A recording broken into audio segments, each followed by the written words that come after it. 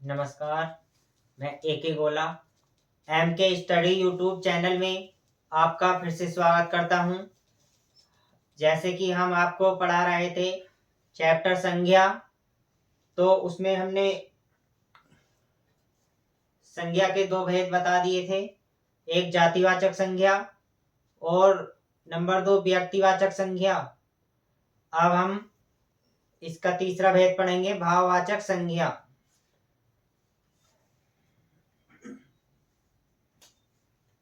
भाववाचक संज्ञा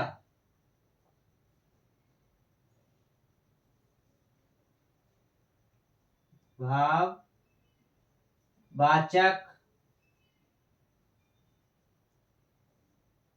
संज्ञा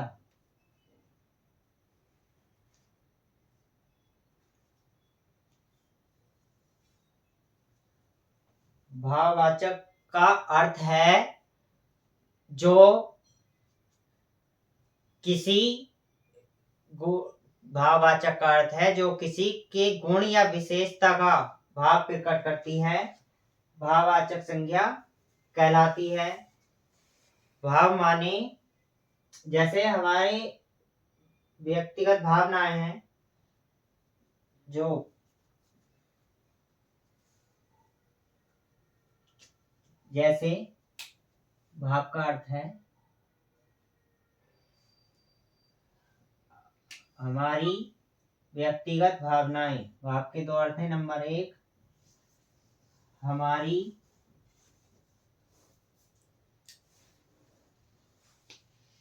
व्यक्तिगत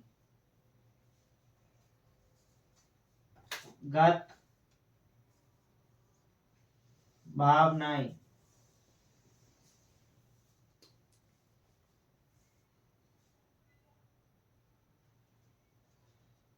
हमारी व्यक्तिगत भावनाएं कौन सी हैं? जैसे प्रेम, घृणा, क्रोध, दया, क्षमा आदि सब हमारे हृदय में ही समाई रहती हैं। ये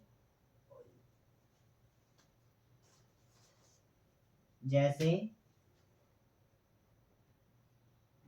प्रेम, दया, क्रोध, घृणा, क्षमा आदि।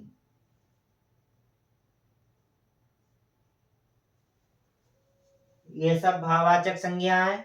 और नंबर 2 है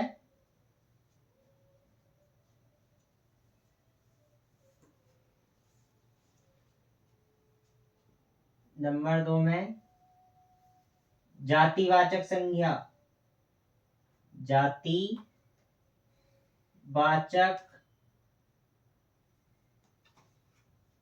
संज्ञा या सर्वनाम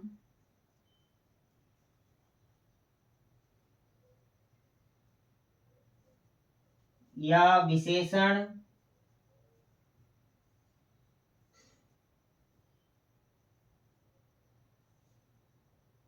या अव्यय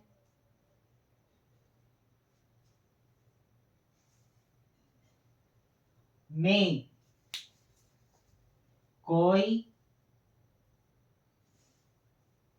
गुण पाया जाए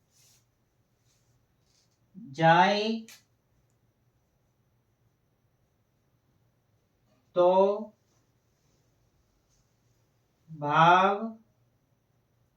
भाववाचक संज्ञा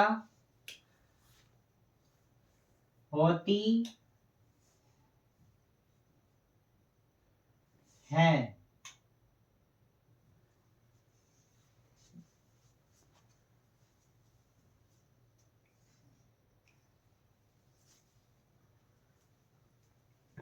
जातिवाचक संज्ञा सर्वनाम, विशेषण या अव्यय में कोई गुण पाया जाए तो भाववाचक संज्ञा होती है। जैसे लड़का है, लड़के में लड़कपन का गुण पाया जाता है तो भाववाचक संज्ञा होगी। जैसे चोर है तो चोर में चोरी करने का गुण पाया जाता है, तो भी भाववाचक संज्ञा होगी। और जैसे कहने का मतलब यह है कि अगर किसी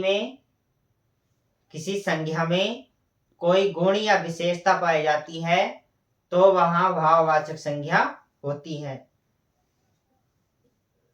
चलिए अब हम जातिवाचक संज्ञा से भाववाचक संज्ञा बनाना सीखते हैं।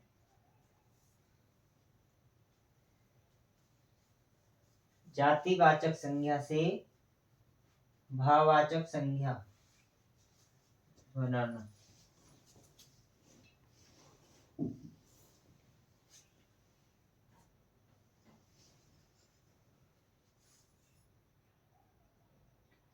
जाति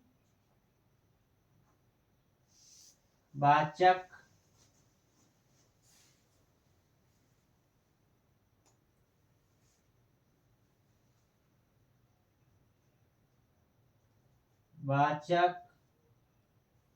संज्ञा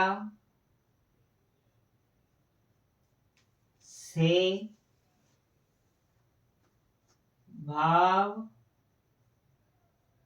भाववाचक संज्ञा बनाना।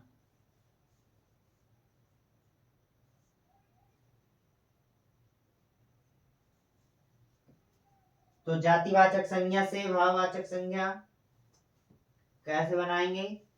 जैसे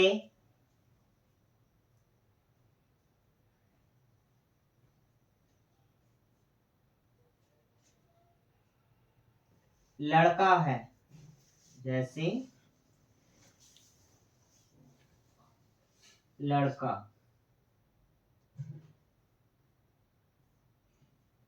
तो लड़के में लड़कपन का गुण पाया जाता है, तो लड़का है जातिवाचक संज्ञा। तो लड़के में लड़कपन का गुण पाया जाता है, तो यहाँ लड़कपन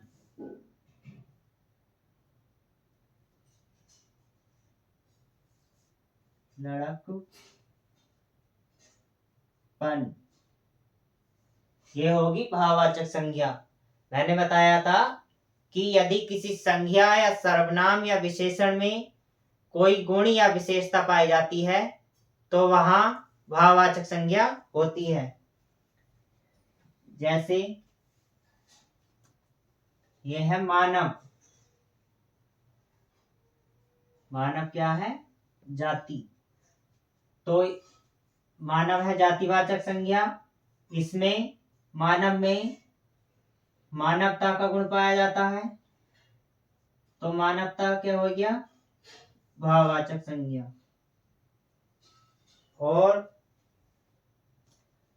यह स्त्री।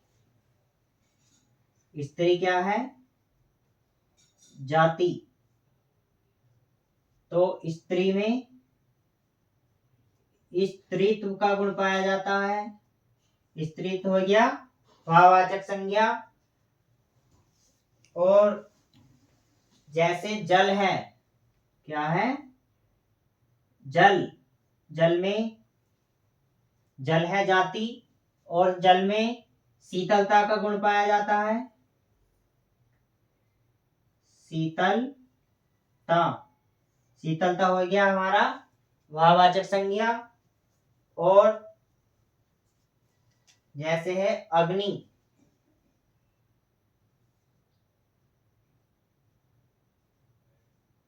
अग्नि है जातिवाचक संज्ञा, और इसमें उष्णता का गुण पाया जाता है, उष्णता। तो ये हो गया भाववाचक संज्ञा। ये सब हमारी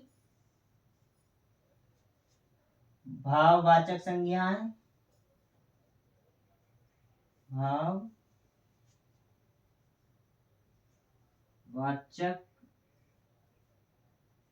संज्ञा। और ये हैं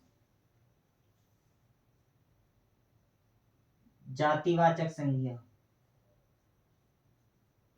जातिवाचक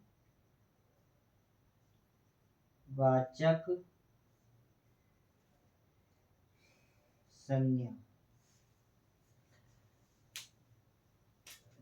कहने का मतलब यह है, किसी संज्ञा या सर्वनाम या विशेषण में कोई गुण या विशेषता पाई जाती है तो वहां भाववाचक संज्ञा होती है। जैसे लड़का है जातिवाचक संज्ञा, तो इसमें लड़कपन का गुण पाया जाता है, ये भाववाचक संज्ञा होगी। मानव है, मानव में मानवता का गुण पाया जाता है, तो ये भी भाववाचक संज्ञा होगी। स्त्री है, जाति स्त्रीत्व में स्त्री में स्त्रीत्व का गुण पाया जाता है। और जैसे जल है, जल में शीतलता का गुण पाया जाता है। और अग्नि है, अग्नि में उष्णता का गुण पाया जाता है। तो ये सब हमारी भाववाचक संज्ञा होंगी। हमने यहाँ पर व्यक्तिवाचक संज्ञा इसलिए नहीं ली क्योंकि व्यक्तिवाचक संज्ञा में कोई गुण या विशेषता नहीं पाई जाती।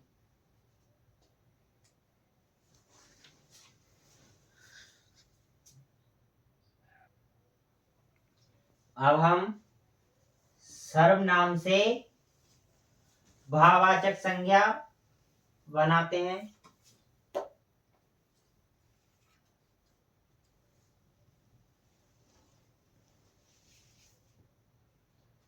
सर्वनाम से भाववाचक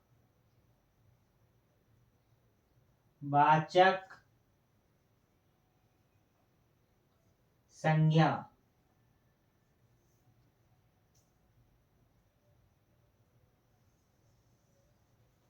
सर्वनाम से भाववाचक संज्ञा, सर्वनाम जैसे अपना है, अपना सर्वनाम है और अपने में अपनापन या अपनत्व का गुण पाया जाता है तो वहां भाववाचक संज्ञा होगी। और जैसे है हम, तो हम में हमारे का गुण पाया जाता है। और जैसे है निज, निज में निज तत्व का गुण पाया जाता है तो ये भी भाववाचक संज्ञा होगी। जैसे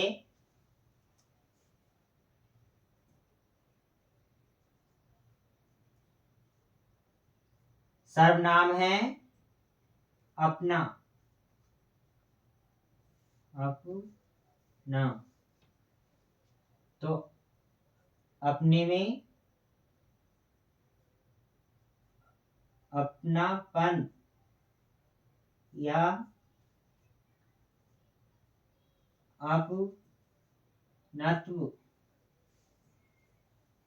अपनत्व का गुण पाया जाता है। और जैसे सर्वनाम है हम में हमारे का गुण पाया जाता है, हमारा। और जैसे है निज,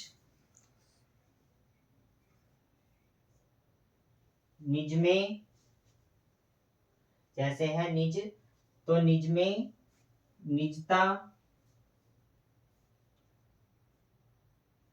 या निजता का गुण पाया जाता है। मैंने बताया था कि जैसे किसी संज्ञा या सर्वनाम या विशेषण में कोई गुण या विशेषता पाई जाती है तो वहां भाववाचक संज्ञा होती है। तो जैसे ये सर्वनाम से भाववाचक संज्ञा है, अपना, अपने में अपनापन या अपनत्व का गुण पाया जाता है। और हम हैं, हम में हमारे का गुण पाया जाता है। निज है, निज में निजता या निजता का गुण पाया जाता है तो ये भाववाचक संज्ञा है। और अब हम विशेषण से भाववाचक संज्ञा बनाते हैं। जैसे मैंने बताया था कि किसी संज्ञा या सर्वनाम या विशेषण या क्रिया या अव्यय में कोई गुण या विशेषता पाई जाए तो वहां भाववाचक संज्ञा होती है। तो अब हम विशेषण से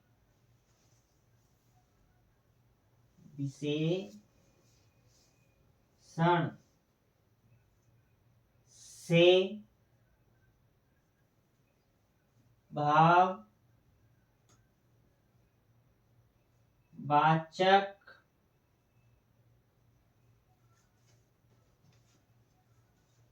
संज्ञा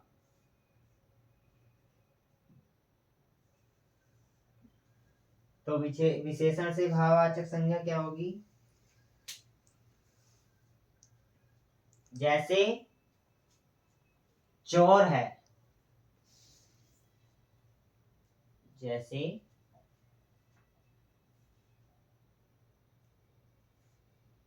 क्या है? चोर। चोर क्या है? विशेषण। तो चोर में चोरी का गुण पाया जाता है, चोरी का गुण पाया जाता है। चोर में चोरी करना। चोर क्या है? एक इंसान ही है, व्यक्ति है चोर। तो चोर में चोरी का गुण पाया जाता है। और जैसे है विशेषण सुंदर। सुंदर तो सुंदर में सुंदरता का गुण पाया जाता है। सुंदरता, सुंदर में सुंदरता का गुण पाया जाता है। और जैसे है लाल। लाल में लालिमा का गुण पाया जाता है। जैसे विशेषण से भाववाचक संज्ञा, ऐसे चोर है विशेषण, चोर में चोरी का गुण पाया जाता है। सुंदर है, सुंदर में सुंदरता का गुण पाया जाता है। लाल है, लाल में लालिमा का गुण पाया जाता है। और ये चोर जातिवाचक संज्ञा भी है और विशेषण भी। चोर जातिवाचक संज्ञा भी है और विशेषण भी। केवल ये दो ही शब्द हैं, चोर और विद्वान, जो जातिवाचक संज्ञा भी हैं और विशेषण भी हैं। अब हम क्रिया से भाववाचक संज्ञा बनाते हैं। क्रिया से भाववाचक संज्ञा।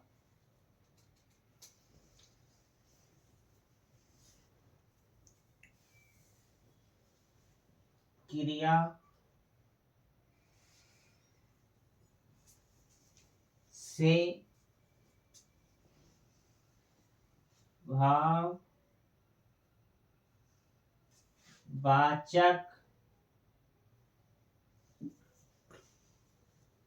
संज्ञा।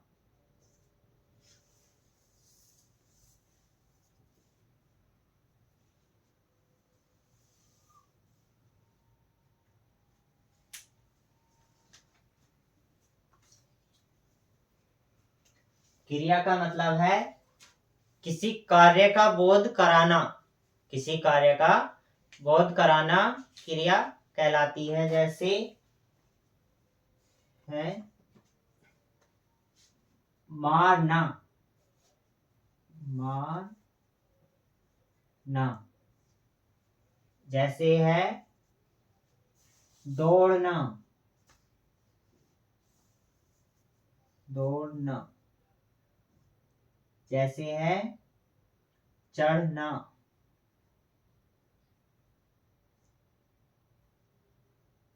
तो इसमें मारने में मार का गुण पाया जाता है। मारना में मार का गुण पाया जाता है। दौड़ने में दौड़ का गुण पाया जाता है। चढ़ने में चढ़ाई का गुण पाया जाता है।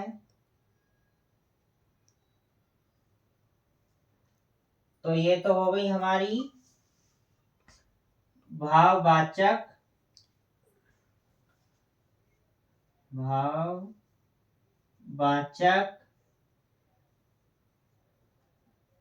संज्ञा, और ये हुआ हमारी क्रिया। तो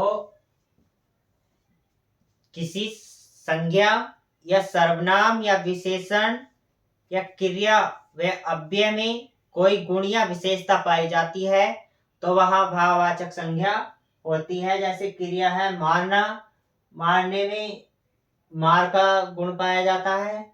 दौड़ना, दौड़ने में दौड़ का गुण पाया जाता है। चढ़ना, चढ़ने में चढ़ाई का गुण पाया जाता है। तो यह हमारी भाववाचक संज्ञा हुई। अब एक लास्ट पॉइंट है अव्यय से भाववाचक संज्ञा।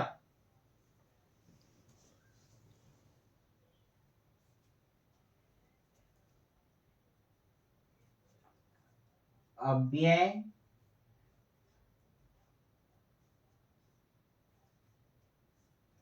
से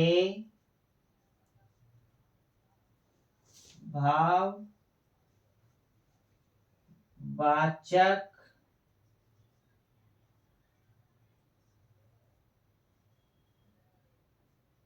संज्ञा। तो अव्यय से भाववाचक संज्ञा क्या है?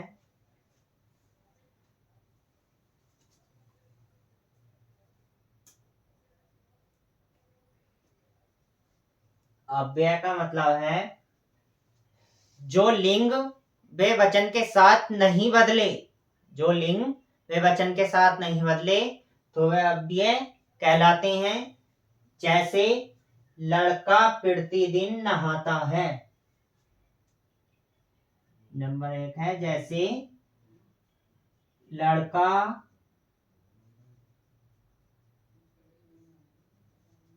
प्रतिदिन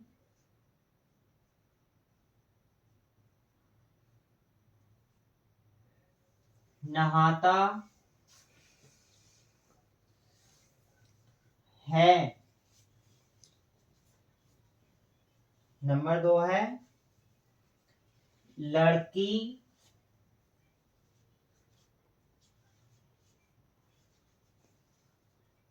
प्रतिदिन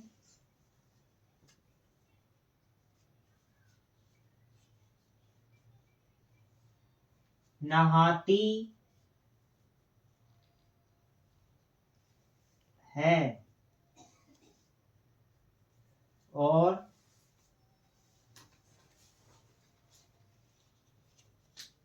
लड़कियां, नंबर 3 है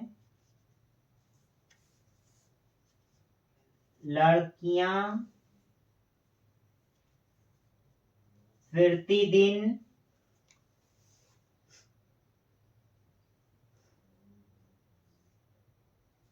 नहाती हैं। तो जैसे है लड़का प्रतिदिन नहाता है,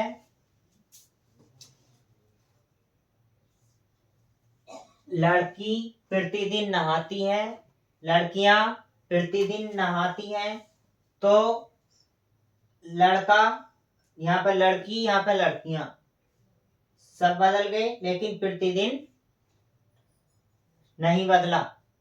लड़का प्रतिदिन नहाता है, लड़की प्रतिदिन नहाती है और लड़कियां प्रतिदिन नहाती हैं। तो ये प्रतिदिन, इसमें क्या हुआ? अव्यय। अव्यय। तो यहां भाववाचक संज्ञा होगी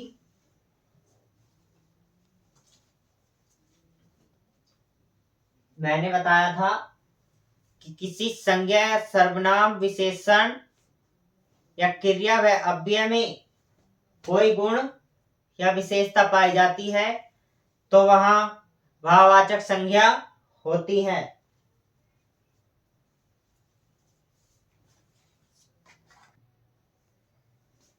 तो ये अव्यय से भाववाचक संज्ञा थी।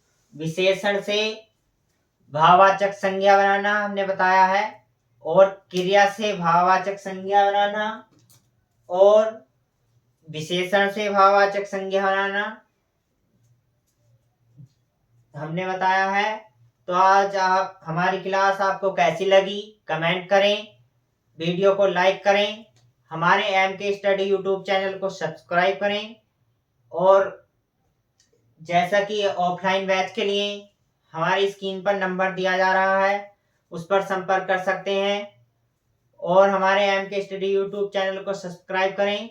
हमारी क्लास कैसी लगी कमेंट जरूर करिए, क्योंकि हम आपको बहुत ही अच्छा शानदार बैच चला रहे हैं, जो फ्री में आपको ऐसी सुविधा मिल रही है।